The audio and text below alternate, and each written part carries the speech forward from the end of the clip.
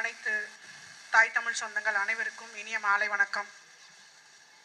தேர்தல் திருவிழா எல்லா கட்சியும் ரொம்ப உற்சாகமா விடிய விடிய உட்காந்து எந்த கட்சியை கூப்பிடுறது அப்படின்னு பெரிய கட்சிகள் யாரோட போய் ஒட்டிக்கிறது, யாரை வெட்டிக்கிறது, இப்படி மாற்று அரசியல்னு வந்த கட்சிகள் பரபரப்பா அந்த தேர்தல் களத்துல போய்கிட்டு இருக்கு. இந்த நிகழ்வையெல்லாம் எல்லாருமே தினம் செய்தியில பாப்பீங்க. இந்த கட்சி இவங்களோட போய் சேரப்பதான், அந்த கட்சி அவங்களோட போய் சேரப்பதான். இத நாம பரபரப்பா பேசுறோமே, பாக்குற நமக்கு ஒரு வாட்டி கூட அம்புட்டு பேரும் சேர்ந்து நம்மள முட்டாப்பைய மக்களாக்கிட்டு இருக்காங்களேன்னு ஒரு வாட்டி கூட நமக்கு தோணுனதே இல்லைல்ல. சரி, நமக்கு தோணல, ஆனா நம்மளை எப்படி கட்டமைக்கிறாங்க இந்த ஊடகங்கள் அப்படின்னா, கூட்டணி வைக்கிற கட்சி எல்லாம் பெரிய கட்சி, அதுவும் நிறைய கட்சியை சேர்த்துக்கிட்டா அது ரொம்ப பெரிய கட்சி, அவங்களுக்கு தான் வெற்றி வாய்ப்பு இருக்கு அப்படின்னு. நல்லா ஓடுற பஸ்ஸ ஓட்டுறதுக்கு ஒரு டிரைவர் போதும். ஓட்ட பஸ் ஓடாது, அங்க டிரைவர் உட்கார்ந்துருப்பாரு, பின்னாடி 10 பேர் சேர்ந்து தள்ளுவாங்க. பாத்திருக்கீங்களா? எத்தனை பேர் அந்த நல்ல பஸ்ல ஏறதுக்கு தயாரா இருப்பீங்க?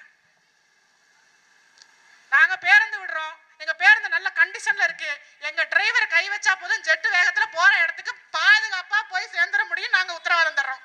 தனிச்சு நிக்கிற நாம் தமிழர் கட்சி. உங்களுக்கு புரியணும் இல்லையா? கூட்டணிக்கும் தனிச்சு நிக்கிறதுக்கும் உள்ள வித்தியாசம். இப்ப அந்த உட்கார்ந்து இருக்கிறவருக்கு அந்த வண்டி ஓடாதுன்னு தெரியும், ஏற்கனவே கை கால்லாம் நடுங்கிட்டு இருக்கு. அவர் எதை நம்பி அங்க உட்கார்ந்து இருக்காருன்னா, பின்னாடி ஒரு 11 பேர் வச்சிருக்கேன், முன்னாடி 8 பேர் 7 பேர் இருந்தா 11 பேர் 14 பேர் இருந்தா இன்னும் வந்தாலும் சேர்த்துக்குருவோம், ஏன்னா தள்ளுனா வேகமா போகும். இப்ப புரியுதா ஏன் கூட்டணின்னு? இவங்க தள்ளுனா தான் அந்த வண்டி மூவ் ஆகும். இப்ப இந்த வண்டியில யாராவது ஏறுவீங்களா? டயத்துக்கு போக முடியுமா? முடியாது. பார்த்த உடனே கண்டுபிடிச்சிருவீங்கல்ல, வண்டி ஓட்ட வண்டிப்பா, இது கதைக்காகாது. இதுதான் திமுக. அடுத்தது இதேதான் மாற்றுங்கிறது. திமுக அதிமுக எல்லாம் பெரிய வித்தியாசம் எல்லாம் ஒண்ணு இல்ல, இதேதான். அங்க அப்படியே ஸ்லைட்டா திரும்பினீங்கன்னா மறு வச்சவே மறு வைக்காதவன்ற மாதிரி அந்த பஸ்ஸும் ஓடாது. அது இப்பதான் வரிசையா கூப்பிட்டு இருக்காங்க, இவன் வந்துருவான், அவன் வந்து தள்ளினா இன்னும் வேகமா போகணும், எக்ஸ்ட்ரா ஆட்களை எல்லாம் எக்ஸ்ட்ரா லக்கேஜை எதிர்பார்த்துக்கிட்டு இருக்கான் இன்னும் தள்ளுறதுக்கு. இதுல 4வது ஒருத்தன் நான் தான் மாட்டுன்னு வந்திருக்கான். இவங்களுக்காவது பஸ் கண்டிஷனா இல்ல, டிரைவர் ஓடினா கூட ஓட்டிடுவாப்ல, பஸ் கண்டிஷன் இல்ல, பின்னாடி 10 பேர் சொல்றாங்க. இங்க டிரைவர் சீட்ல உட்கார்ந்து இருக்கவனுக்கு டிரைவிங்கே தெரியாது, அவனை நம்பி ஒரு கூட்டம். ஏன்னா அவரு சினிமால நல்லா வண்டி ஓட்டுவாருங்க, ஏன் நிஜத்துல அவருக்கு டிரைவிங் லைசன்ஸே கிடையாது அப்படின்னா எவனும் நம்ப மாட்டேங்கிறான். அப்படின்னா எவனும் நம்ப மாட்டேங்கிறான். இவ்வளவுதான் வித்தியாசம். இப்ப சொல்லுங்க, எந்த பஸ்ல நாம ஏறினா நம்ம சரியாவும் பாதுகாப்பா போக முடியும்? ஓடுற பஸ்ல ஏறுவீங்களா? 10 பேர் சேர்ந்து தள்ளுற பஸ்ல ஏறுமா? எது பாதுகாப்பு? எந்த வண்டி நல்ல கண்டிஷன்ல இருக்கு? தள்ளுற பஸ் அது 4 8 நகருமா நமக்கு தெரியாது. அதனாலதான் தமிழ்நாடு சுதந்திரம் அடைந்து இத்தனை ஆண்டுகளுக்கு பிறகும் ஏன் பின்னோக்கி இருக்கிறதுனா இதான் காரணம். எங்க ஐயா அதுல மேடை ஏற்றாருன்னா, எங்க ஐயா ஸ்டாலின் பேசுற பேச்சுக்கெல்லாம் அளவே இல்லை. பார்த்திருப்பீங்களே, திருச்சி மாநாட்டுல எங்க ஐயா அப்படி சிரிச்சு சிரிச்சு பேசிக்கிட்டு இருந்தத. அதுல ஒரு சொல்ற, திருச்சி என்றால் என்னவென்று தெரியுமா? திருப்பம். எங்க இருந்த திருப்பம்? யாருக்கு திருப்பம்? நீ பாருங்க, வரும்போது பாத்தீங்கன்னா வார்த்தை ஜாலங்கள் அப்படியே விளையாடுவாங்க. இத்தனை வருஷம் கழிச்சு சொல்லுவாங்க பாருங்க ஒரு வார்த்தை, ஏழைகளின் சின்னம் உதயசூரியன்மா. இவன் வருவான், ஏழைகளின் சின்னம் அம்மாவின் சின்னம் இரட்டை இலைமா. நான் ஏன்டா ஏழையானே? நான் ஏன் ஏழையானே? வந்தானா ஒவ்வொருத்தனையும் பிடிச்சு வச்சுக்கோங்க, சொல்லிட்டு படா, பதில சொல்லிட்டு படா. நான் ஏன்டா ஏழையானே? நான் வரி கட்டுறேன். 10 ரூபா சம்பாரிச்சா, நல்லா கேட்டுக்கோங்க, 10 ரூபா சம்பாரிச்சா 8 ரூபா வரி கட்டுற ஒரே நாடு இந்தியா தான்.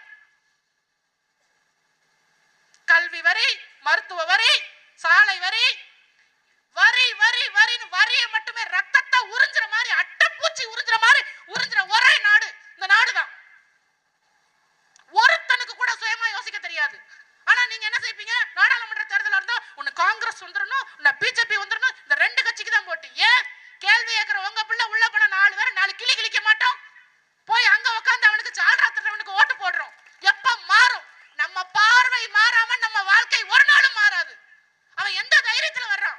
5 வருஷம் இந்த மக்களுக்கு ஒண்ணும் செய்யலையே அப்படின்னு ஓட்டு கேட்க வர்றதுக்கு ஒருத்தனுக்கு பயம் வரலையே. ஏன்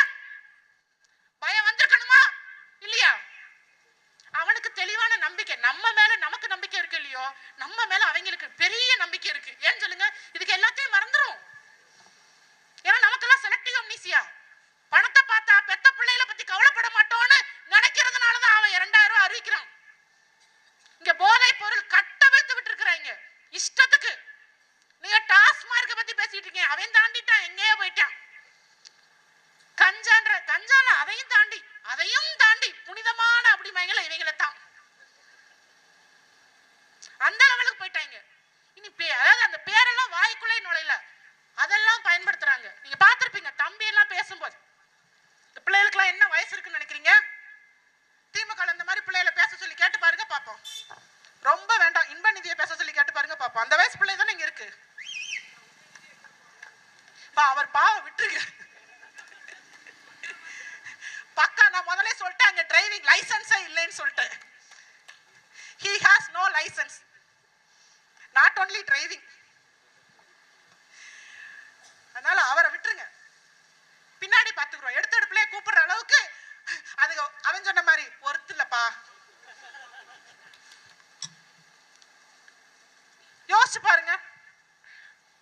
குறிப்பா பெண்களை குறி வச்சுதான் எல்லாரும் நல்லா கேட்டுக்கங்க. நாளைக்கு இன்னைக்கு நான் பேசுறத பூரா கேட்டுட்டு போய் இந்த அன்னமங்கலம் நாரணமங்கலம் பூரா பரப்ப வேண்டிய பொறுப்பும் கடமையும் உங்களுடையது. என்ன பேசுறோன்னு கேட்டு போறீங்க. ஏன் பெண்களை குறி வச்சு வராங்க யோசிச்சு பாருங்க. 2000 ரூபாய் கொடுத்தா ஓட்டு போடுவாங்க. ஏன் போன வருஷம் சூரியன் சுட்டு எரிக்கலையா? அட்வான்ஸா சேர்த்து 1000 ரூபாய் கொடுக்குறாங்க 5000 ரூபாய்க்கு. ஏன்? அப்ப சூரியனின் நல்லா கேட்டுக்கங்க, சூரியனின் தாக்கம் எதிர்காலத்துல அதிகமா இருக்கும் அப்படின்னு அவனே சொல்றான், புரிஞ்சுக்கங்க. இலவசங்களை கொடுத்தா ஈஸியா ஏமாந்துருவாங்க பெண்கள். பெண்கள் வந்து மன ரீதியா வீக்கானவங்க, வீக் ஜெண்டர்னு நினைக்கிறான். யார் வீட்டு காசு அட்வான்ஸா தூக்கி தராரு? இப்ப என்னன்னா புதுசு புதுசா பேர் வச்சுக்கிட்டு வராங்க. இதெல்லாம் எங்கடா ரூம் போட்டு யோசிப்பாங்கன்னா தெரியல. யார் இந்த ஸ்ட்ராட்டஜிஸ்ட், எப்படி யோசிக்கிறாங்கன்னு தெரியல. உங்கள் கனவுகளை சொல்லுங்க. நான் எதுக்கு மண்ணள்ளி போடுறதுக்கா? யோ அவன் சம்பளம் கொடுக்கலன்னு ரோட்ல இறங்கி போராடிக்கிட்டு இருக்காங்க. செஞ்ச வேலைக்கு கூலி கொடுக்க வக்கில்ல, போயிட்டாரு நேர. உங்க கனவை சொல்லுங்க, நான் எழுதிக்கிறேன். உங்க கனவை சொல்லுங்க, எழுதிக்கிறேன். ஒரு பிள்ளைனா வீட்டுல நான் நல்லா படிச்சு வெளிநாட்டுல போய் வேலை பார்க்கணும். ஏன் உள்நாட்டுல வேலை பார்த்தா ஆகாதா? இவன் கட்டமைச்சு வச்சிருக்கான். ஏன் நாம் தமிழர் கட்சியை பார்த்த உடனே இவங்க சொல்லக்கூடிய விமர்சனம் தெரியுமா? பாத்தீங்களா சீமான் எல்லாரையும் ஆடு மாடு மேய்க்க சொல்றாருங்க. விவசாயத்தை அரசு வேலையாக்க சொல்ல. விவசாயம் பண்ணுங்கன்னு சொன்னா அது பிற்போக்குத்தனமா? சரி, விவசாயம் செய்யின்னு சொன்னதே உனக்கு பிற்போக்குத்தனம்னா உயிரை கொடுத்து போராடி இந்த சுதந்திர போராட்ட களத்துல எத்தனை பேர் நம் முன்னோர்கள் உயிர் நீத்திருப்பார்கள் சொல்லுங்க. எதுக்கு போராடி வெள்ளக்காரனை விரட்டணும்? ஏன் விரட்டணும்? நம்ம நிலம், நம்ம உரிமை, நம்முடைய பொருளாதாரம். அவன் யாருடா நமக்கு பிச்சை போடுறதுன்னு தானே, அவன்கிட்ட அடிமையா இருக்க கூடாதுன்னு விரட்டணும். இப்ப நீ அவன் கம்பெனியை கொண்டு வந்து மறுபடியும் அவன்கிட்ட போய் அடிமையாக்கி உட்கார வைக்கிற. இதுக்கு பேர் என்ன தனம்? புறம்போக்குத்தனம் வச்சுக்கிறோமா? நாங்க சொன்னா பிற்போக்குத்தனம். ஏய் என்னோட நிலம் இங்க விளைஞ்சா நெல்லு, விளையலையா ஆடு மாடு மேய்க்க விடுவோம். பொருளாதாரத்தை எப்படி உருவாக்குறதுன்றதுக்கு ஒரு சிந்தனை வேணும். எங்க ஆட்சி எப்படி இருக்குங்கிறதுக்கு ஒரு சின்ன உதாரணம் இந்த மேடை தான். என்ன இருக்கோ இருப்பதை நமக்கு சாதகமாக மாற்றிக்கொண்டு களத்தை சாதகமாக்குவாங்கிறதுக்கு இந்த மேடை தான் உதாரணம். பெரிய பொருளாதார வளர்ச்சி கொண்ட கட்சி இல்ல. இந்த உட்கார்ந்துருக்காங்கல்ல, நாங்க தான் எந்த பொருளாதார வலிமையற்ற பின்புலமும் இல்லாத, பெரிய அரசியல் பின்புலம் இல்லாத எளிய பிள்ளைகள் தான் நாங்க. ஆனா கிடைச்சா இந்த மரத்தையே மேடையா மாத்திருக்கோம்ல. அதனாலதான் விளையிற நிலத்துக்கு நெல்லு, விளையாத நிலத்துக்கு ஆடு மாடு, அந்த கழிவை கூட விட்டு வைக்காம பயோகேஸ், தடை இல்லாம நம்ம நிலத்துல என்ன கிடைக்குமோ நம்ம நிலத்தையும் வளத்தையும் பால்படுத்தாம எடுக்கணும்னு நாங்க சொன்னா இவங்களுக்கு எரியுது. ஏன்னா அவ்வளவு பேரும் தலைவரா இருந்தா பரவாயில்ல, 50 பேர் தரகைங்க, புரோக்கர்ஸ். எங்க அண்ணன் சொன்ன மாதிரி இவன் நேஷனல் புரோக்கர், அவன் இன்டர்நேஷனல் புரோக்கர். இவனுக்கு கமிஷன் தான் தேவை. யோசிச்சு பாருங்க. அணு உலைய கேரளா உள்ள விடல, ஆந்திரா உள்ள விடல, ஆனா அவனுக்கு கரண்ட் வேணும். அதை இந்த இந்திய அரசு ஏத்துக்கிருச்சுல்ல. அப்படிலாம் இல்ல, இங்கதான் வைப்போம்னா இங்கதான் வைப்போம்னு ஏத்துக்கலாம்ல. எல்லாத்துக்கும் தமிழ்நாடு தான் திறந்த வெளி மடம். இது மடம், நாடு இல்ல. நம்ம தேர்ந்தெடுத்தது தலைவரா இருந்தா, இந்த மண்ணின் மகனா இருந்தா, நம்ம மக்கள்கிட்ட போய் பதில் சொல்லி நிக்க முடியாது. இவங்கள்ட்ட போனோம்னா மயம் வரணும்.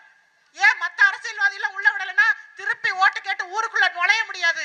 வாங்கு வாங்குன்னு வாங்கிட்டு விட்டுருவான் கேரளாக்காரன். ஆனா அந்த பயம் தமிழ்நாட்டுல கிடையாது. ஏன்னா இவங்களுக்கு என்ன கெடுதல் வேணாலும் பண்ணலாம். 5 வருஷம் முடியும் போது இருந்தா தர்றாருல, அது என்ன வெயிலுக்கு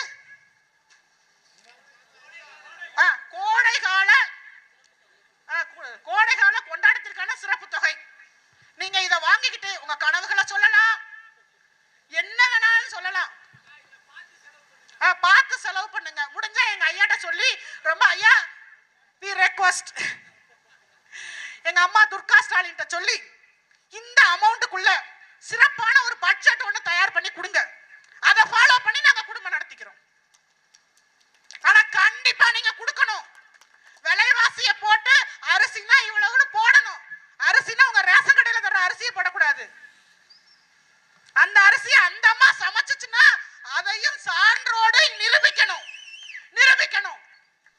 அது நல்ல அரிசி தானே, ஹீமோகுளோபின் அதிகமாக்குன்னு சொல்லி தானே செறிவூட்டப்பட்ட அரிசின்னு கொண்டு வந்து கொடுக்குற எல்லாருக்கும் ரொம்ப அக்கறையோட. நம்ம எல்லாம் சோதனை எளியாக்கிட்டு இருக்கான் அவன். அந்த அரிசியில் 10 பைசாக்கு பிரயோஜனம் இல்லை. இன்னும் சொல்ல போனா பிரஷர் இருக்கிறவங்க, சுகர் இருக்கிறவங்க நம்மெல்லாம் அதை வந்து சாப்பிட்டா அதோட பாதிப்புகள் நமக்கு இருக்கு, பக்க விளைவுகள் இருக்கு.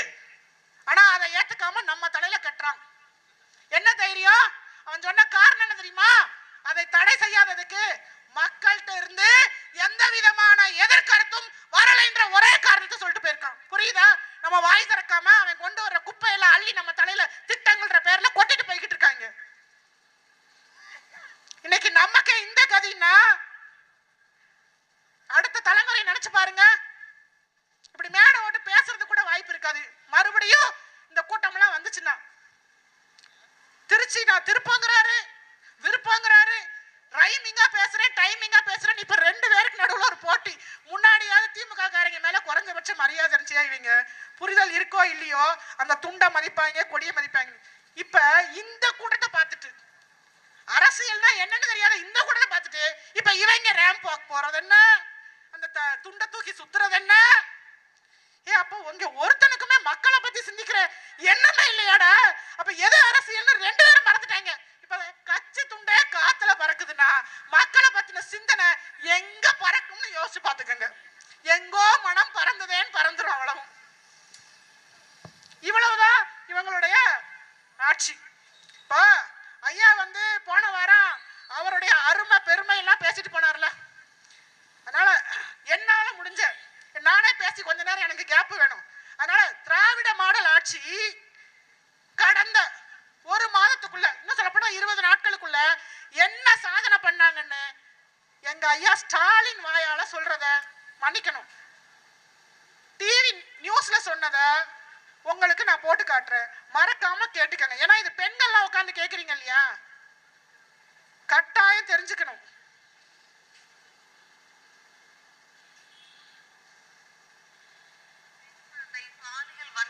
ஆளாக்கப்பட்ட கொடூரம்.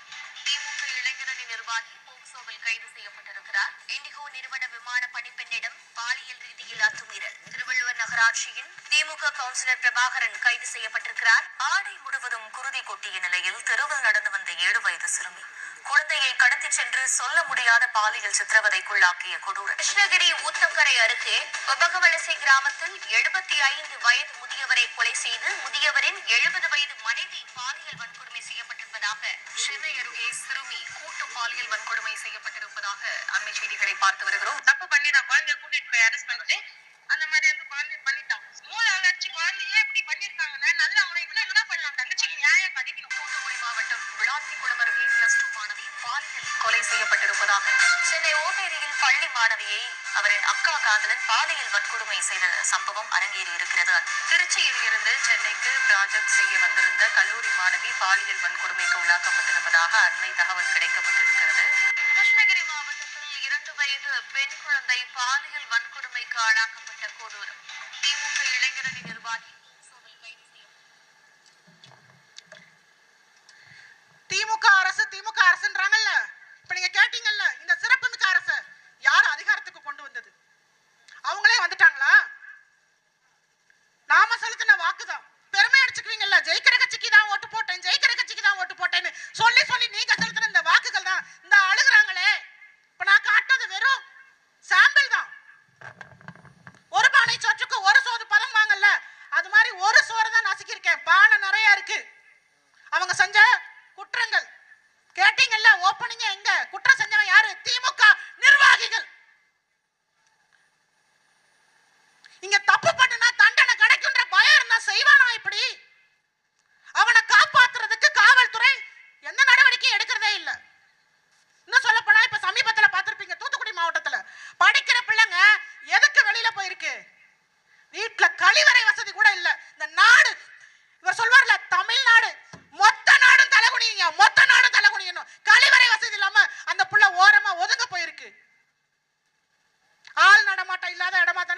இவங்க? உண்மையா இல்லையா? அந்த புள்ள 17 வயசு பிள்ளைய சங்கிலே ஏறி மிதிச்சிருக்கான். வெறி பிடிச்ச மிருகம். ஓட்டு போடும் போது இதெல்லாம் நினைச்சு பாருங்க. எங்கேயோ விளாத்திக்குளத்துல, எங்கேயோ தூத்துக்குடியில, எங்கேயோ கிருஷ்ணகிரியில இல்ல. நான் உங்ககிட்ட கேட்கிறேன், எங்கேயோ கூரை வீட்டுக்கு பக்கத்துல நெருப்பு பொறுத்துனா வீட்டுக்கு தீ பிடிக்கும்னு எங்கேயோ ஒரு சம்பவம் நடந்திருக்கும். ஆனா நம்ம வீட்டுக்கிட்ட வந்து எவனாவது பீடிய பத்த வச்சு பூன்னு காத்துல ஊதுனா வேடிக்கை பார்ப்போமா விரட்டுவோமா? சொல்லுங்க. வேடிக்கை பார்ப்போமா விரட்டுவோமா? அப்ப நமக்குள்ள ஒரு புரிதல் வரும் இல்லையா? கூரை வீட்டுக்கு பக்கத்துல உட்காந்து பீடிய பத்த வச்சு நெருப்புல போட்டா ஏன் வீடு பத்திக்கின்ற அந்த எண்ணம் வரும்ல. ஏன் இங்க வர மாட்டேங்குது? ஏன் வர மாட்டேங்குது? 7வது வீடு 8வது வீடு தீ பிடிக்கும் போது ஏன் நாம தண்ணியை தூக்கணும்? ஏன்? அப்பதான் அது பரவி நம்ம வீட்டுக்கு வராது. அந்த சிந்தனை ஏன் பெண்கள் மத்தியில வரல? அவன் துணிச்சலா ஒவ்வொரு வாட்டியும் பெண்களை குறி வச்சு தாலிக்கு தங்கம். சரி, அது ஏற்கனவே அந்த அம்மாவும் கொடுத்துக்கிட்டு இருந்துச்சு. இவங்க ஆட்சியில் அதுக்கும் பங்கம் கொடுக்கல.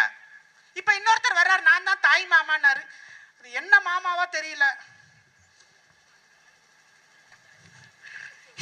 நான் வேற எந்த அர்த்தத்திலையும் சொல்லலப்பா. நான் வேற எந்த இடத்துலயும் அர்த்தம் சொல்லலப்பா. இந்த வடிவேலு வருவாப்ல, திரிசா திரிசா திரிசான்னு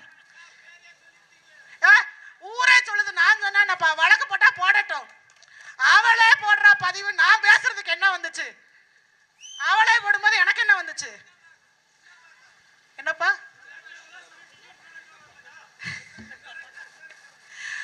அந்த பிள்ளை கல்யாணம் பண்ணி போயிருச்சுப்பா, விட்டுருவோம். நல்லா இருக்கிற குடியை கெடுக்கிறது நம்ம வேலையில. அதான் அந்த பக்கா மாசு பக்கா லூசு வேலை. நல்லா கேட்டுக்கங்க. அவர் வந்து சொல்றாரு 6 சிலிண்டர் இலவசம்னாரு. என்ன வாய்டா கருமம் முடிச்ச வாயா தெரியல. அன்னபூரணி திட்டம்னாரு. என் வீட்டுல எல்லாம் நான் சமைக்கும் போதே என் பிள்ளை பார்த்து சமமா, தோசையா ஊத்துற, இட்லியா ஊத்திரு. அப்பா சொன்னாரு, ஏன்னா சிலிண்டர் சீக்கிரம் தீர்ந்து போயிருமா அப்படிங்குது. காசு வச்சிருந்தா கூட சிலிண்டர் கிடைக்காது. இதத்தான் அண்ணன் சீமான் அவர்கள் சொன்னாங்க. பணமே இருந்தா கூட ஒரு நாள் உணவு பஞ்சம் வரும். ஏன்னா இவன் எல்லாத்தையும் தரிசாக்கிக்கிட்டு இருக்கான். நீங்க சொன்னீங்க இல்லையா, ஆறுகள் தூர்வாரப்படல, நாங்களே செஞ்சாலும் செய்ய விடல, பேர் வாங்கிட்டு போயிருவானு. அதுவும் ஒரு காரணம். ஆனா அதுவே காரணம் இல்ல. ஏன்னா இதையெல்லாம் சரி பண்ணிட்டா உங்க வாழ்வாதாரம் முன்னேறிடும். நாளைக்கு வெளிநாட்டு முதலாளியோ இல்ல வடநாட்டு முதலாளியோ வந்து இடம் கேட்டா கொடுப்பீங்களா? என்ன சொல்வீங்க? ஏ, விளையிற பூமியை வந்து கேட்கிற போறியா இல்லையான்னு சொல்வீங்களா மாட்டீங்களா?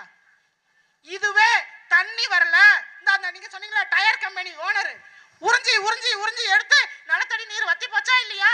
இப்போ இதுல அவன் டபுள் பெனிஃபிட். திமுக காரன் எல்லாத்துலயும் டபுள் பெனிஃபிட் அடைவாங்க. நாட் ஒன்லி திமுக, திராவிடம் என்றாலே டபுள் பெனிஃபிட் தான். ஒய்ஃப்ல இருந்து எல்லாமே டபுள் டபுளா இருக்கும். திராவிடம்னா அர்த்தமே அதான். சரி, பாலாவது வச்சுக்கப்பா, 2 இல்ல மல்டின்னு வச்சுக்க, மல்டிபிள் யூசஸ்னு வச்சுக்க, மல்டிபிள் பெனிஃபிட்ஸ். டயர் கம்பெனிக்காரன் ஒரு பக்கம் உறிஞ்சி எடுத்தானா அவன்கிட்ட கலெக்ஷன் பண்ணிக்கிடுவாங்க. இன்னொரு பக்கம் நிலத்தடி நீர் வத்திருச்சுன்னா உங்களுக்கு விவசாயம் பண்ணணுன்ற எண்ணம் கனவுலையும் வராது. எப்பா ஒன்னும் விளையல, நிலம் காஞ்சு போயிருச்சு, எவனாவது நல்ல விலைக்கு கேட்டா கொடுத்துருவோம் அப்படிமா. நல்லா விளையும் போது கேட்டா கோடி ரூபாய்க்கு கேட்டா கூட கொடுக்க மாட்டீங்க. ஆனா விலையில நீ ஒண்ணுமே பண்ண முடியாது, வாழ்வாதாரம் போயிருச்சு, இருக்கிற கடனை அடைக்கணும்னு கேட்டா 5000க்கு கேட்டாலும் கொடுக்கறதுக்கு ரெடியா இருப்பீங்க. இப்போ உங்க நிலத்தை வாங்கி அந்த முதலாளிக்கு கொடுத்து கமிஷனும் வாங்கின மாதிரி ஆயிப்போச்சு. இப்ப இந்த முதலாளிட்ட இருந்து கமிஷன் வந்த மாதிரி ஆயிப்போச்சு. இப்படி டபுள் பெனிஃபிட் அடைஞ்சிட்டு உங்களுக்கு கேவலம் மாசம் மாசம் 1000 ரூபாய் தந்துட்டு இத பேசுற எங்களை கீழே விமர்சனம் பண்ணுவோம். பாத்தீர்களா, நாம் தமிழர் கட்சியை பெண்களுக்கு கொடுக்கிற 1000 ரூபாயை கேவலமாக பேச. ஆமாண்டா, கேவலமா தான் பேசுவேன், கேவலமா தான் பேசுவேன். கோயில் வாசல்ல உட்கார்ந்து இருக்கிறவனுக்கு சாப்பிடுறதுக்கு பணம் இல்லைன்னு சொல்லி காசு கொடுக்குறோமே, அதுக்கு பேர் என்ன? அப்ப 1000 ரூபாய் எதுக்கு எனக்கு கொடுக்குற? எதுக்கு கொடுக்குற? எதுக்கு 1000 ரூபாய் கொடுக்குற? ஏய், வேலை பார்த்துட்டு சம்பளம் இல்லைன்னு போராடுறான்ல, அவனுக்கு நீ ஏன் சம்பளம்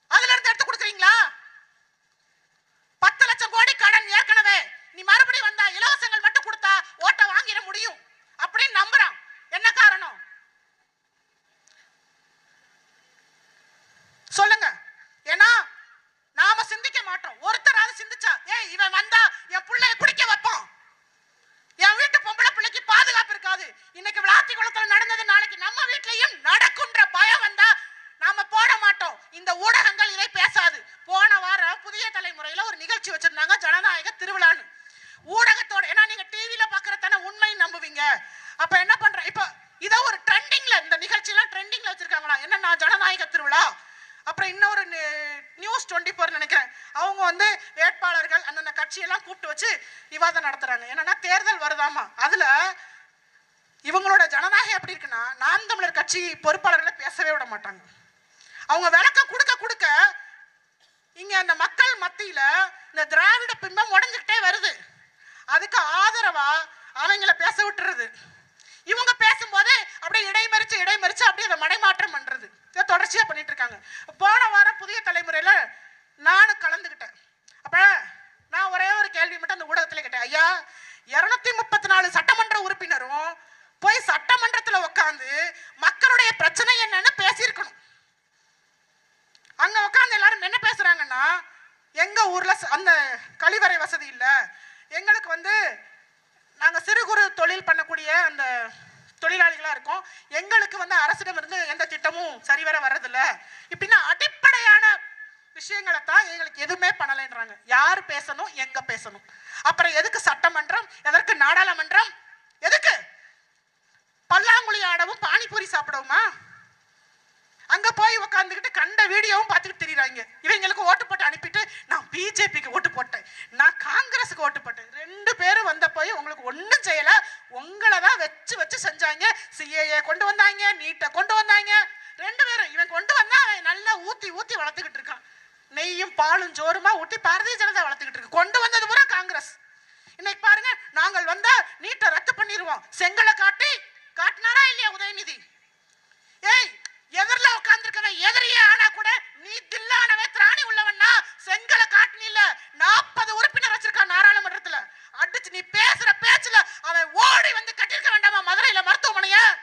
இந்நேரம் எய்ம்ஸ் வந்திருக்கணும். அட்லீஸ்ட் இந்த கோட்டை சுவராது எழுப்பிருக்கணுமா இல்லையா? ஒன்னத்தையும் காணும்.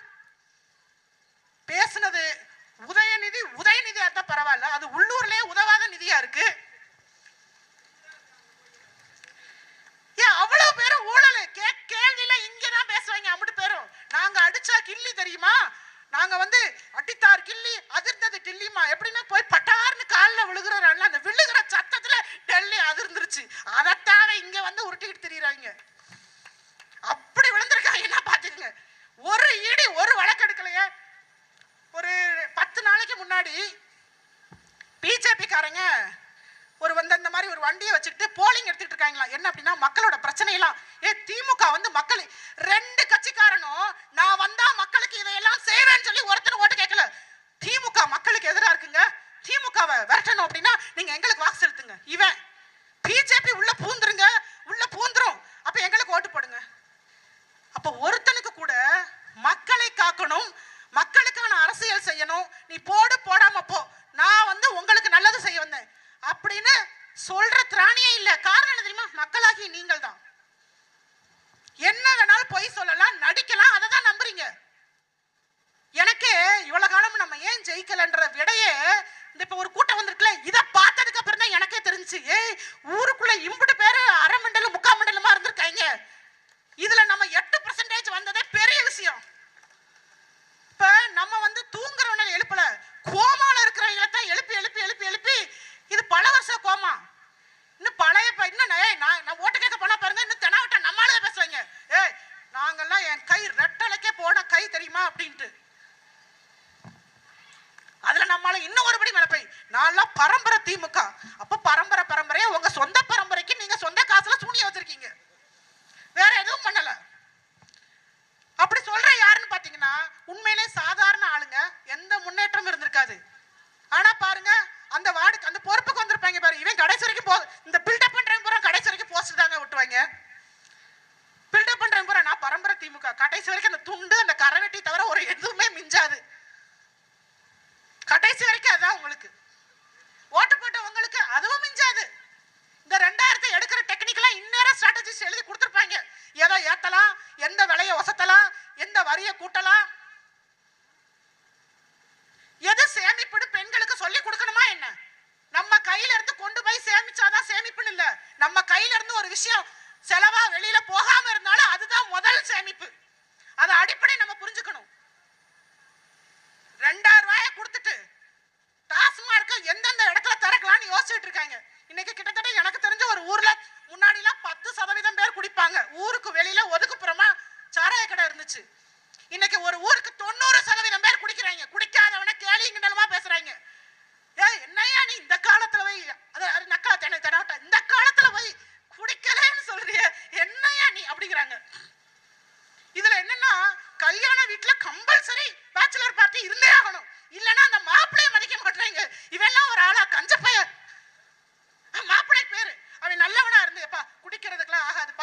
நான் இப்பதான் என் குடும்ப வாழ்க்கைய ஆரம்பிக்க போறேன், இப்பயே எனக்கு நானே குண்டு போட்டுக்கிறேனுமா அப்படின்னு ஒருத்தன் சொல்லிட்டானா.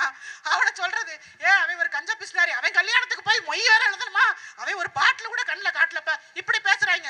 நம்ம ஆளுங்க தனியார் விழாக்களிலும் நீங்கள் வந்து குளிர்சாதன வசதியோடு உங்களுக்கு மது பாட்டில்கள் சப்ளை செய்யப்படும். எப்படி ஹெல்மெட் போடலைன்னா பிடிக்கிறானா இல்லையா? இன்னைக்கு நான் வரும்போது இந்த டிரைவர் தம்பி கூட இருக்காப்ல, சீட் பெல்ட் போட்டுக்கடா எட்டி பாக்குறாப்ல, எதுக்கு? வசூல் பண்றதுக்கு. அந்த டிரைவர் உயிர் மேல அக்கறையா? ஹெல்மெட் போடலன்னா இனிமே பிடிச்சா கேளுங்க. ஹெல்மெட்ல பாட்டில் எழுதுறீல மது நாட்டுக்கு வீட்டுக்கு உயிருக்கு கேடுன்னு, அதே மாதிரி தலைக்கவசம் உயிர் கவசம் எழுதிட்டு போய. அது தேவைன்னா நான் போடுறேன், இல்லைன்னா போய் சேர்றேன். அப்படித்தானே நீ எழுதி வச்ச? அதுல மட்டும் என்ன அவ்வளவு அக்கறை? நீ உண்மையில அக்கறைனா ஒண்ணு ஹெல்மெட் போடுறது எவ்வளவு ஸ்ட்ரிக்ட் ஆக்கியோ அதே மாதிரி மது தடை. அது நாட்டுக்கு வீட்டுக்கு உயிருக்கு கேடு. இது வரைக்கும் தெரியாம பண்ணிட்டா உங்க வீட்டு பிள்ளையா நினைச்சு மன்னிச்சிருங்கன்னு மது விலக்கு கொண்டு வந்துட்டு போ, மன்னிச்சு விட்டுருவோம். இல்லைன்னா ஹெல்மெட்ல எழுதி விட்டு போ, தலைக்கவசம் உயிர் கவசம் போட்டுக்க. வசூல் பண்றதை நிப்பாட்டு, முக்குக்கு முக்கு வசூல் பண்றது. சின்ன பையன்களை பூரா பிடிச்சி வச்சுக்கிட்டு அவன்கிட்ட இருக்கிற காசு, இந்த இந்திரலோகத்தில் நான் அழகப்பன்ல வடிவேல பிடிச்சி சின்ன பிள்ளைகிட்ட பிடிக்க தின்னவங்களுக்குலாம் தண்டனை கொடுத்துக்கிட்டு இருப்பாங்க. வடிவேல சொல்லுவாப்ல, சின்ன பிள்ளைகள்கிட்ட பிடிக்க தின்னவனுக்கெல்லாம் தண்டனை கொடுக்குறாங்கன்னா நான் வேற பல பக்கிகள்கிட்ட பிடிக்க தின்னுருக்கேன்னு எனக்கு என்னென்ன தண்டனை கொடுப்பாங்களோன்ற மாதிரி இந்த போலீஸ்காரங்க அங்கங்க நின்று இந்த சின்ன பிள்ளைகள்கிட்ட எல்லாம் புடுங்கும் போது பார்க்கும்போது நம்மளுக்கு அந்த ஞாபகம் தான் வரும். சிரிக்கிறோம். ஒவ்வொரு சிரிப்புக்கு பின்னாடி நம்ம சிந்தனையை தட்டி விடுங்க. இன்னைக்கு பார்த்த எல்லாரும் பெரியம்மா சின்னம்மா அக்காமார்கள் எல்லாரும் போய் உங்க பிள்ளைங்களுக்கு சொல்லுங்க. அரசியல் எல்லாரும் தெரிஞ்சுக்கணும். ஓட்டு கேட்டு வரணும். ஒருத்தனையும் ஊருக்குள்ள விடாதீங்க. திமுக வந்தது, அதிமுக வந்தது. இதே பிரபாகரன் என்ன வாக்குறுதி கொடுத்தார் பெரம்பலூருக்கு? என்ன வாக்குறுதி கொடுத்துட்டு உள்ள வந்தார்? சின்ன வெங்காயம் அதிகமா விளையிற இடம் தானே பெரம்பலூர். இந்த வெங்காயம் இல்லைன்னு தானே இந்த வெங்காயம் எல்லாம் வெங்காயத்தை வெளியூர்ல இருந்து கொண்டு வந்துச்சுங்க. விளையிற இடத்துல அதை எப்படி குளிர்சாதன வசதிகள் செஞ்சு அதை பதப்படுத்தி அதை மதிப்பு கூட்டி பாதுகாத்து, நான் முதல்ல சொல்லிட்டேன் அவனுக்கு நோக்கம் கிடையாது. ஏன்னா இங்க இருக்க விவசாயி பொழைக்க கூடாது, இதை எப்படி அழிக்கலான்னு திட்டம் போடுவான். நாங்க யாரு தெரியுமா? கலைஞரின் மகன் தெரியுமா? திருச்சியில வந்து அவ்வளவு பேச்சான பேச்சு, அதை ஒருத்தனும் கேட்கலையே. நீ கொடுத்த 200 ரூபாய்க்கு 10 நிமிஷம் கேட்கறதே பெரிய விஷயம். ஃபுல்லாலாம் கேட்கறதுக்குலாம் அவ்வளவு ஒருத்தெல்லாம் கிடையாது. கிளம்பிட்டேன் அவ்வளவு வேறும் போய இதெல்லாம் ஒரு பிரியாணியான்னு சொல்லிட்டு கக்கிம் பிரியாணியே தூக்கி போட்டு போயிட்டாங்க. ஒவ்வொரு வாட்டியும் மாநாடு போட்டுங்க இந்த ஊடகங்கள் மக்களை எவ்வளவு சித்தரிக்கிறான் பாருங்க. உண்மையிலே பார்க்கறது கஷ்டமா இருக்கு. அந்த வாழைத்தாரை புடுங்கி எடுத்து ஓடுறது, அதை இழுத்துட்டு ஓடுறது, இதை இழுத்துட்டு ஓடுறது. அப்படின்னா உங்கள் தொண்டர்களை கூட நல்லா கேட்டுக்கங்க, தொண்டர்களை கூட பொருளாதார ரீதியா அவன்லாம் வசதியா இருந்தானா ஏன் வாழைத்தார தூக்கணும்? என் கேள்வி நியாயமா இல்லையா? உன் கட்சியை நம்பி அவ்வளவு பேர் வந்துட்டான், உன் கட்சிக்காக வந்தான். அவனே பொருளாதார ரீதியா தண்ணீரை அடையல, போய் வாழைத்தார தூக்குறான், தண்ணி வாட்டில தூக்குறான், கிடைச்சதெல்லாம் அள்ளி தலையில வச்சு தூட்டிட்டு ஓடுறான். அவன் வசதி வாய்ப்போட அதை எடுக்க போறது இல்ல. வாழ்வில ஒழுக்கம்னா என்னன்னு அவன் கடைபிடிக்கல. அப்போ ஆட்சி என்ன லட்சணத்துல இருக்குங்கிறதுக்கு அந்த காட்சி தான் சாட்சி. இதை நம்ம புரிஞ்சுக்கணும். அப்ப இவன் எப்படி நம்மள ஆள்றதுக்கு தகுதியானவன்? சரி, ஜெயிக்கிற கட்சிக்குன்னு போடுறோமே, மாத்தி தான் போட்டா என்ன? மாற்று அரசியல் வர்ற படிச்சு பாருங்க, என்ன சொல்றோங்கிறத கேளுங்க. என்ன சொல்றீங்க? ஆடு மாடு மேய்ப்பது அவமானம். இவர் குலத்தொழிலுக்கு போக சொல்றாரு. சரி, குலத்தொழிலுக்கு போக சொல்றோம். நீங்க என்ன பண்ணிருக்கீங்க? எல்லா கார் கம்பெனிக்காரன்னு கொண்டுட்டு வந்துட்டு அந்த கம்பெனி இந்த கம்பெனி டயர் கம்பெனி வெளிநாட்டு முதலாளி எல்லாம் கொண்டு வந்துட்டு யாரு உள்ள வந்து அந்த வேலை வாய்ப்புகளை ஃபில் பண்றது அப்படின்னா வட இந்தியர்கள் வரோம். வட இந்திய முதலாளி வந்தா அவன் வரும்போதே தொழிலாளியை கூட்டு வந்துடுறான். வெளிநாட்டு கம்பெனி வரும்போது அவங்களும் நம்மளை ஃபில் பண்றது இல்ல, நமக்கும் அதுல இடம் கொடுக்குறான். போனா போகுதுன்னு முழுசா நமக்கு கொடுக்கறது இல்ல. ஒரு ஊருக்கு இப்ப இங்க ஒரு ஃபேக்டரி வருதுன்னா நாரணமங்கலத்துல 10 பேர் கொடுப்பான் கண் தொடைப்புக்கு, மீதி பூரா அவன் நினைச்ச ஆளுகளுக்கு கொடுத்துட்டு போவான். அந்த கட்சிக்காரர் இருப்பான்ல, அவன் சித்தப்பா மக்கா பெரியப்பா மக்கா, 1 விட்ட பங்காளி 2 விட்ட பங்காளி, ஓங்கி 1 விட்ட பங்காளி இருந்தாலும் கொடுத்துட்டு போயிருவா. காசு கொடுத்தான் நமக்கு கிடைக்காது. ஆனா நம்ம அதை நம்பி அவங்களுக்கு வாக்கு செலுத்துவோம். ஏப்பா எங்க ஊருக்கு வர்ற ஃபேக்டரியை நாம் தமிழர் கட்சிக்காரங்க போராடி தடுக்கிறாங்கப்பா. அப்படின்ட்டு. 8 வழிச்சாலைக்கு எதிரா போராடின இதே ஐயா மு.க. ஸ்டாலின் அவர் கூட போராடினார்ல, அருள்னு விவசாயி நினைக்கிறேன், பச்சை துண்டு போட்டுக்கிட்டு பக்கத்துல நின்று போராடிட்டு கடைசியில அவரை தூக்கி குண்டர் சட்டத்துல போட்டார். அப்ப விவசாயம் பண்ணுவேன்னு சொல்லி ஒருத்தர் போராடினவரை குண்டர் சட்டத்துல போடணும், பக்கத்து செயல எங்க ஐயாவையும் போடணுமா இல்லையா? என்ன கொஞ்சம் டிலே ஆயிடுச்சு பரவாயில்ல, அன்னைக்கு நீங்களும் தானே போராடினீங்க, தூக்கி அவரே உள்ள போடணுமா இல்லையா? குண்டர் சட்டங்கிறது எதுக்கு கொண்டு வந்தது தெரியுமா? இந்த கள்ளக்கடத்தல் பண்றவங்க, மணல் அள்ளிட்டு போறவங்க, மண்ணள்ளி கொள்ளையடிக்கிறவங்க, போதைப் பொருள் கடத்துறவங்க, இவங்களுக்கு தான் குண்டர் சட்டம். ஆனா நீ யாருக்கு போடுற? முகநூல்ல எழுதுறவன். ஏன்னா இவங்க அதிகாரம் அங்க வரையும் தான் பாயும், அதுக்கு மேல செல்லுபடி ஆகாது, போடான்ட்டு போயிருவாங்க. ஒண்ணு இல்லைங்க, அந்த விளாத்தி குளத்துல அந்த பிள்ளைய கொண்டுட்டாங்க, அதுக்கு எதிராக அந்த மக்கள் போராடுறாங்க. அந்த குற்றவாளிகளை கைது பண்ணுங்கன்னு சொல்லி போராடும் போது அந்த காவல்துறை அதிகாரி அவங்கள பார்த்து மிரட்டுறாப்ல, உங்களை எல்லாம் கைது பண்ண வேண்டியது வரும், தூக்கி உள்ள வச்சிருவேன், திருப்பி வெளியிலே வர முடியாது அப்படின்னு சொல்லிட்டு. எந்த தைரியத்துல பேசுறாங்க? காவல்துறை வீட்டுல பெண் பிள்ளைகள் இல்லையா? உங்களையும் தான் ஒரு காவல்துறை அதிகாரி ஒருத்தர் வந்து மருத்துவமனை ஆஸ்பத்திரியில அந்த பொண்ணு அவருடைய மகளுக்கு தவறான சிகிச்சை கொடுத்து கால் போயிருச்சு கை போயிருச்சு வெளியே நின்று போராடினாரே, அவருக்கு வந்த நிலைமை உங்களுக்கு வர எவ்வளவு நேரம் ஆகும்? எப்படி வேடிக்கை பார்த்து சமாதானப்படுத்தி வீட்டுக்கு அனுப்பி விட்டாங்களோ உங்களுக்கு அதே நிலைமை தான். அந்த பிள்ளை மாதிரி ஒரு பிள்ளை உங்க வீட்டுல இல்லையா? காவல்துறையோட வேலை என்ன?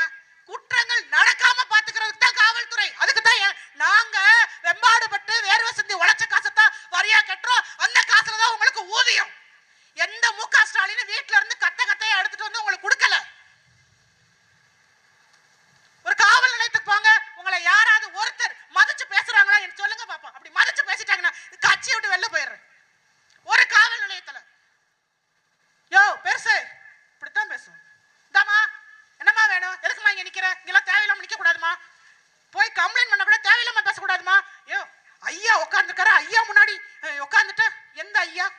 அந்த ஐயா எங்க இருந்து வந்தாரு? இவங்களை ஐயான்னு தான் சொல்லணுமா? யூனிஃபார்ம்டு சர்வீஸ் போலீஸ்ங்கிறது யூனிஃபார்ம்டு சர்வீஸ். இருக்கிறதுலே வேலை செய்யறவங்கள விட அதிகமா டெடிகேட்டடா இந்த மக்களுக்கு உண்மையா நிக்க வேண்டிய சர்வீஸ் போலீஸ். ஆனா மதிக்கிறீங்களா? மக்கள்கிட்டையும் உங்களுக்கு மதிப்பு கிடையாது, நீங்களும் மக்களை மதிக்கிறது கிடையாது. ஆனா நடக்கிற ஆட்சி மக்கள் ஆட்சின்னு சொன்னா நாங்க நம்பணும்.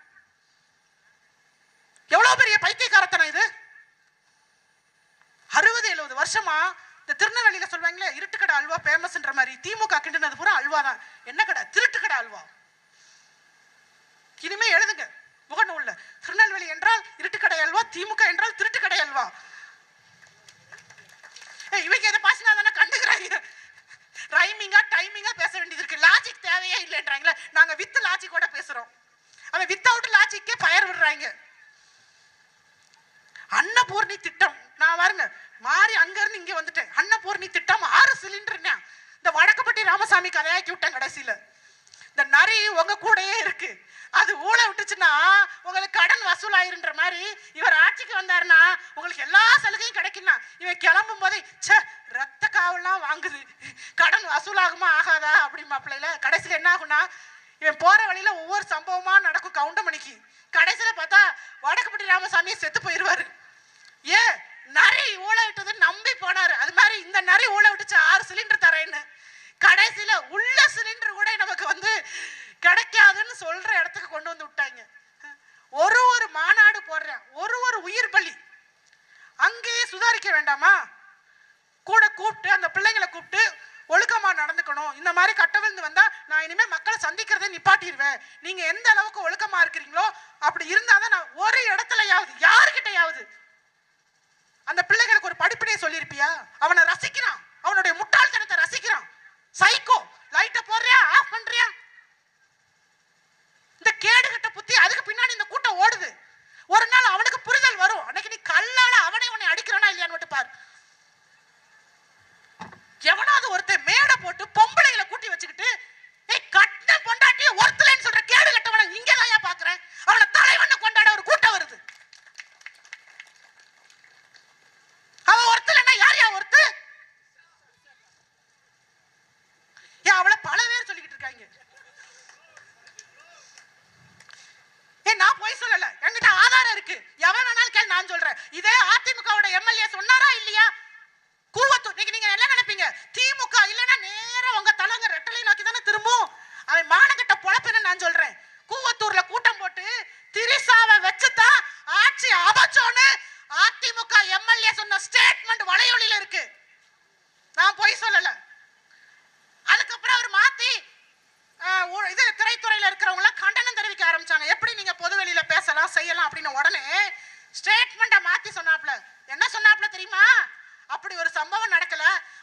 திமுகல இருக்கிறவங்க எல்லாம் வந்து ராமர் மாதிரி உத்தமர்கள், அடுத்தவர்கள் வீட்டு பெண்களை தவறாக கூட நினைக்க கூட மாட்டார்கள் அப்படின்னு சொன்னார். எதைத்தான் நம்மளை விட பைத்தியக்காரங்க வேற எவனும் கிடையாது. என்ன சொன்னா தெரியுமா? திரிசாவை கூட்டிட்டு வரல, திரிசா மாதிரி பெண்கள் வேணும்னு கேட்டாங்களா, அவங்கள பூரா கருணாஸ் கூட்டிட்டு வந்தாருன்னு சொன்னாப்ல. கொஞ்சம் யோசிச்சு பாருங்க, சிரிக்க கூடாது. பெண்களை போக பொருளாகவும் போதை பொருளாகவும் பார்க்கின்றவர்கள்ட்ட ஆட்சியும் அதிகாரமும் இருந்தா நம்ம வீட்டு பெண்களுக்கு என்ன பாதுகாப்பு இருக்கும்? என்ன பாதுகாப்பு இருக்கும்? இதுல இவரு நாங்கள் எம்ஜிஆர் ஆட்சியை தருவோம், எம்ஜிஆர் மாதிரி. எம்ஜிஆர் என்ன உலக மகா உத்தமனாயா? நிறைய பேர் இதே மாதிரி இன்னைக்கு எப்படி இந்த விஜய்க்கு பின்னாடி ஒரு கூட்டம் இருக்கோ, இதே 1.0 வெர்ஷன் தான் அந்த எம்ஜிஆருக்கு பின்னாடி இருந்த ஒரு கூட்டம். இது 2.0 விஜய்க்கு பின்னாடி தெரியுது. அப்படி தெரியும்ல, நீங்க படத்துல பார்த்திருப்பீங்களா, அங்க சண்டை போட்டா இங்க இருந்து கத்தி எடுத்து திரையில அடிக்கிற கூட்டம் இது. திரை கிழிஞ்சிரும், படம் ஓடாதுன்னு கூட தெரியாது. சிந்தனையற்ற கூட்டத்தை தான் சினிமா உருவாக்கி இருக்கு. ஆனா சினிமாவோட நோக்கம் என்ன தெரியுமா? எங்க ஆரம்பிச்சாங்கன்னா, சுதந்திர போராட்டம் நடக்கும்போது பல சுதந்திர போராட்ட கருத்துக்களை மக்கள் நம்ம தான் களத்துல இறங்கி போராடணும்ன்ற ஆக்ரோஷமான கருத்துக்களை விதைக்கிறதுக்கு சினிமா ஒரு கருவியா, ஆகச்சிறந்த கருவியா ஒரு காலத்துல இருந்திருக்கு. ஆனா எம்ஜிஆர் மாதிரி ஆட்கள் வந்ததுக்கு அப்புறம் தான் இந்த மாதிரியான வித்தைகள், சித்து விளையாட்டுகள் ஆரம்பிச்சாங்க. முட்டாள்தனமான ஒரு கூட்டத்தை உருவாக்குனாங்க. ஏன்னா உங்களுக்கு இந்த மண்ணில் யாருமே நல்லது படல. அதுக்கு இடையில 1000 கெடுதல் பண்ணிட்டு போற போக்குல யாராவது ஒரு நல்லது செஞ்சா கூட அதை செஞ்சவன் உங்களுக்கு அப்படியே பகவானா தெரிஞ்சான். அப்படிதான் எம்ஜிஆரும். கருணாநிதி ஊழல் செஞ்சாங்கிறது எல்லாருக்கும் தெரியும், ஆனாலும் ஓட்டு போடுவீங்க. சர்க்காரியா கமிஷன் ஒரு கமிஷன் வச்சாங்க, இது கருணாநிதிக்கு. எதுக்கு? ரேஷன் கடையில இருந்த 40,000 சீனி மூட்டையை காணுனாங்க. எங்கேயா சீனி போச்சு அப்படின்னு உடனே கமிஷன் வச்சோடனே, கலைஞர் இல்லையா, பேச்சுக்கு பஞ்சமா, சிக்குமா, சிறுத்தை சிக்கும், அது எறும்பு சிக்கிருமா, நேர போய் என்ன சொன்னாருன்னா, ஐயா 40,000 சீனி மூட்டை எறும்பு தின்றுச்சுட்டாப்ல. இப்ப எறும்புக்கு இன்னொரு கமிஷன் வைக்க முடியுமா? எந்த எறும்பு எவ்வளவு விவரமா சொல்லியிருக்கான்னு பாருங்க. இது இங்கே நிக்கல, அறநிலைத்துறை அமைச்சரா இருக்கும் போது 1 கோடி ரூபாய் எங்கேயா செலவு பண்ணா விபூதி அடிச்சு விட்டாப்ல. விபூதியா கொடுத்தா செலவாயிருச்சுட்டாப்ல. இப்ப விபூதி பட்டில எத்தனை கொடுத்தாங்கன்னு என்ன முடியுமா? அப்பவே ஆரம்பிச்ச ஒரு கருணாநிதி அறநிலைத்துறையில இருக்கும் போதே. என்னமா அண்ணாவோட அமைச்சரவை மட்டும் அப்படி கரைபடையாத அமைச்சர், அவர்லாம் அண்ணாவுக்கே அப்பவே விபூதி அடிச்சவர். அவர் மகன் இருக்காருல 2.0, சின்னவருக்கு அப்பா தளபதி, அவரு அப்பவே 50 பைசா ஆட்டையை போட்டிருக்காரு. அண்ணா ஆட்டையே ஆட்டையை போட்டாரு. இப்ப இன்னொருத்தர் வந்தாரு பக்கா மாசு, இது அண்ணாவையே ஆட்டையை போட்டு வந்துருச்சு அவங்கிட்ட இருந்து. இது சர்க்காரியா கமிஷன். சரியா, சீனி எறும்பு தின்றுச்சு, அந்த சாக்கங்கையா அப்படின்னு கேட்டிருக்காங்க. இப்ப சாக்குக்கு பதில் சொல்லி ஆகணும். அதுக்கு ஒரு சாக்கு வேணும். என்ன சொல்லியிருக்காப்ல? கரையா அரிச்சிருச்சு. இப்ப கரையானே கமிஷனுக்கு கூப்பிட முடியாது. தப்பிச்சிட்டாரா? சோ கருணாநிதி செஞ்ச குற்றங்கள் நிரூபிக்கப்படல, ஆனா ஊழல் நடந்திருக்கு. எப்படி? விஞ்ஞான பூர்வமா திருடி இருக்காங்கன்னு சொல்லிட்டு போயிட்டாரு. திருடலைன்னு சொல்லல, கரைபடியாத கரங்களுக்கு சொந்தக்காரன்னு சொல்லல. அன்னைக்கு என்ன சர்க்காரியா கமிஷன்ல நடந்ததோ இன்னைக்கும் அமலாக்கத்துறை சோதனை என்ற பேர்ல அதான் நடந்துட்டு இருக்கு. நீங்க பாருங்க, ஏவா வேலு வீட்டுல ரைடு போறாங்க, ஐயா நேரு வீட்டுல ரைடு போறாங்க. இப்படி வரிசையா திமுக இருக்க எல்லா அமைச்சர் வீட்லயும் ரைடு நடந்ததா இல்லையா? டாஸ்மார்க் ரைடு நடந்ததா இல்லையா? நடந்துச்சுல்ல. உண்மையிலேயே பாரதிய ஜனதா கட்சி என்ன சொல்லுது? திமுகவை அகற்றணும்னா பிஜேபி வரணும் அப்படின்னு இவன் சொல்றான். இவன் என்ன சொல்றான்? அவன் பூந்துருவான், நான் வரணும்ன்றான். உண்மையிலேயே ஊழல் பண்ணது நிரூபணமானா இவன் பேர்ல அவன் நடவடிக்கை எடுத்துக்கணுமா இல்லையா? ஒரு பிரஸ் மீட், ஐயா ஊழல் இவ்வளவு நடந்திருக்கு, எத்தனை வழக்கு பதிவு செய்யப்பட்டிருக்கு அமலாக்கத்துறை மூலமா? ஒரு வழக்கு கூட பதியப்படல. இன்னைக்கு ஊழல்னா நாளைக்கு போயிடுறான் நேர டெல்லியில. இப்ப நான் சொன்னேன்ல, அடித்தார் கிள்ளி அதிர்ந்தது டெல்லி, நம்ம டபார்னு விழுகிறாங்க. ஒவ்வொரு அமைச்சரும் கொஞ்சம் கூட கூச்ச நாச்சமே இல்லாம விழுகிறாங்க. இப்ப சமீபமா விழுந்தது இந்த பெரம்பலூர் நாடாளுமன்ற தொகுதியுடைய எம்பி. பெற்ற கடமைக்காக, அப்பாவுக்காக, இந்த வள்ளுவர் எழுதிட்டு போனார்ல, மகன் தந்தை காற்றும் கடமைன்ற மாதிரி அவர் போய் டெல்லியில கடமையாற்றி இருக்கிறாரு. ஐயா நேரு மேலேயே வழக்கு போடல, ஆனா வரும்னு சொல்றாங்க. ஏன்னா தவிர்க்கவே முடியாத அளவுக்கு அந்த ஊழல் பட்டியல் அவ்வளவு பெருசா இருக்கு ஐயா நேரு மேல. ஆனா எந்த சிந்தனையும் இல்லாம கூசாம ஓட்டு போட்டுறீங்க. இதுவே ஒரு தமிழ் சமூகத்துல ஒரு மாற்று, நம்மள ஒருத்தர் மாற்று சமூகத்துல நின்னா எவ்வளவு வியாக்கியானம் பேசுவோம். இவனுக்கு போய் நம்ம ஓட்டு போடணுமா? அந்த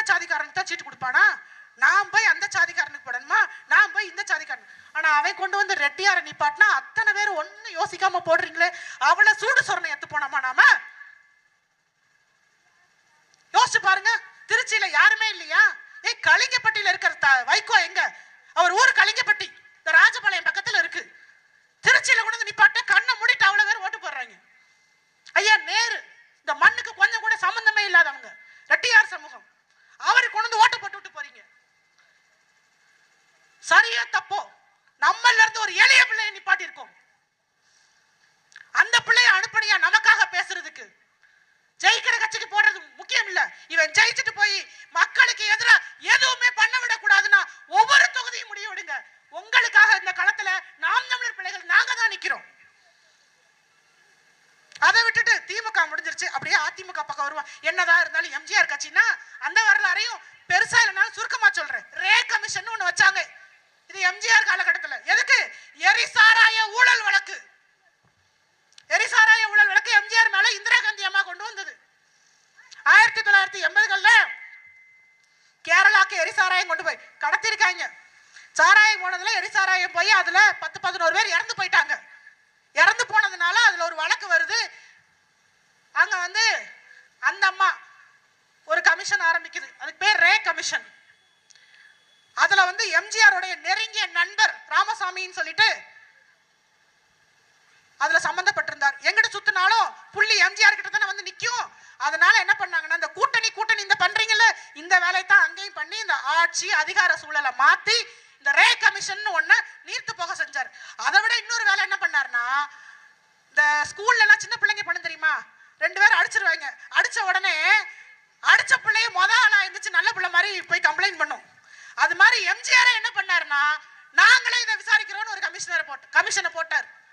அவரோட வக்கீல் கொடுத்த ஐடியால நாங்களே இதை விசாரிக்கிறோம் அப்படின்னு சொல்லிட்டு. அது பிளஸ் இங்க கூட்டணி மாறும்போது அப்படியே அந்த ரே கமிஷன் நீர்த்து போச்சு. அப்படி நீர்த்து போனதுனால எம்ஜிஆர் உத்தம சீலனும் கிடையாது, இந்த மக்களுக்கு நல்லது பண்ணல. சாராய வியாபாரிகளை பூரா கல்வி தந்தையாக்கின பெருமை எம்ஜிஆருக்கே சேரும். கருணாநிதிக்கு கொஞ்சம் சளைக்காத ஆள் தான் எம்ஜிஆர். நீங்க தான் காலத்துக்கும் அவரை தலையில தூக்கி இந்த கூட்டம் கொண்டாடுதுல, உங்க வாரிசுக தானே. அப்புறம் இவங்க எப்படி இருப்பாங்க? நீங்க அன்னைக்கு எம்ஜிஆர் பின்னாடி போனீங்க, இவங்க இன்னைக்கு விஜய் பின்னாடி போறாங்க. அவ்வளவுதான் வித்தியாசம். அது 1.0, இது 2.1. மொத்தத்துல ஓன்னு இருக்க வேண்டியதெல்லாம் ஓன்னு இருக்கும்.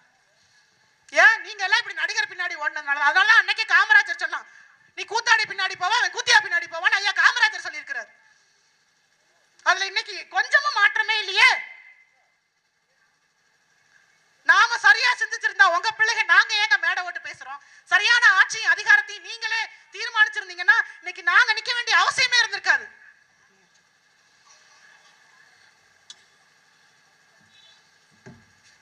நிக்க வேண்டிய அவசியமே இருந்திருக்காதே. இன்னைக்கு மாற்று அரசியல் தான். வேற 2 பேருமே யாருமே மாற்று இல்ல.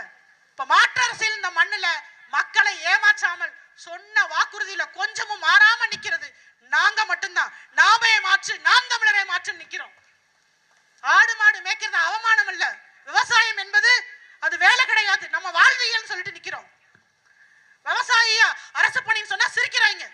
டாஸ்மார்க்ல ஊத்தி குடுக்கிற வரைக்கும் வந்துட்டான் கவர்மெண்ட் வேலைக்கு. அடுத்தது என்னன்னு யோசிச்சுக்கோங்க. நான் சொல்ல முடியாது.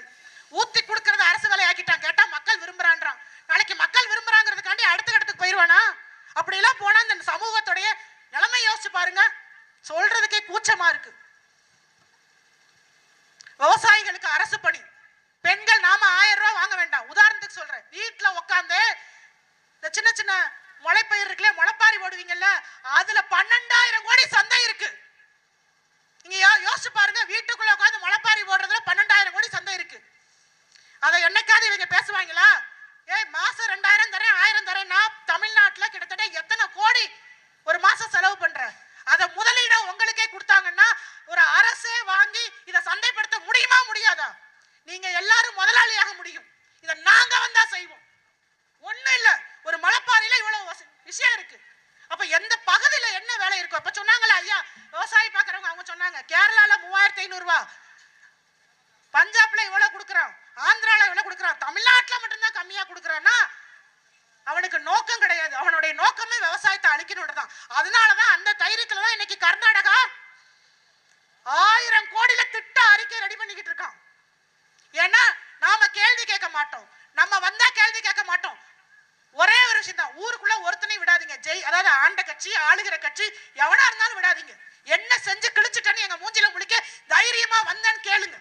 கவனிச்சு கேளுங்க ஒவ்வொருத்தனையும்.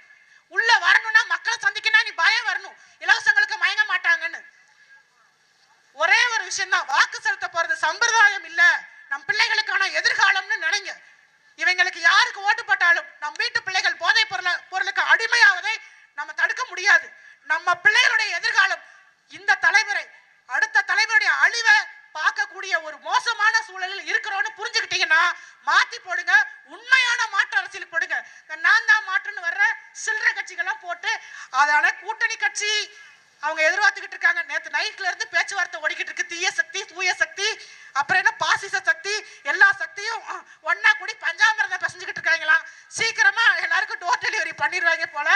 அதனால மாற்றுன்னு நிக்கிறது அன்று முதல் இன்று வரை 16 ஆண்டு காலமா இந்த அரசியல் தளத்துல தனிச்சே நின்று களம் காண்கிறது நாம் தமிழர் கட்சி மட்டும்தான். எங்களுடைய கூட்டணி மக்களை நம்பி நிக்கிறோம், மக்களுக்காக நிக்கிறோம். நாங்க கையேந்தினாலும் மக்கள்கிட்ட கையேந்துறோம், செஞ்சாலும் மக்களுக்காக செய்வோம் நிக்கிறோம். உங்க பிள்ளைகளை விட்டுட்டீங்கன்னா கைவிடுறது எங்களை இல்ல, உங்க எதிர்கால தலைமுறையை நீங்க கைவிட்டுட்டீங்கன்னு அர்த்தம். அந்த பிள்ளைங்களை பத்தி சிந்திக்கலன்னு அர்த்தம். ஓட்டு போட போகும்போது ஒவ்வொரு தகப்பனும் பெற்ற பிள்ளையை சிந்தித்தால் உங்களுடைய வாக்கு நேர இங்க போயிரும். ஏற்கலப்பை விவசாய சின்னத்துக்கு என்னுடைய தங்கை ஜான்சி ராணி அவர்களுக்கு வாக்கு செலுத்தி சட்டமன்றத்துக்கு அனுப்புங்க. நான் வேட்பாளரை அறிமுகம் பண்ண கூட்டத்துக்காக பேச வந்தேன். ஆனா எனக்கு முன்னாடி உங்க தொகுதியை எனக்கு அறிமுகம் செய்து வைத்தார் என்னுடைய அருமை தங்கை ஜான்சி ராணி. இங்க என்ன பிரச்சனை, என்ன பேசணும், எப்படி பேசணும், எதை பேசணும்னு பாடம் எடுத்த அந்த பிள்ளைய சட்டமன்றத்துக்கு அனுப்பினா உங்களுக்காக பேசுமா?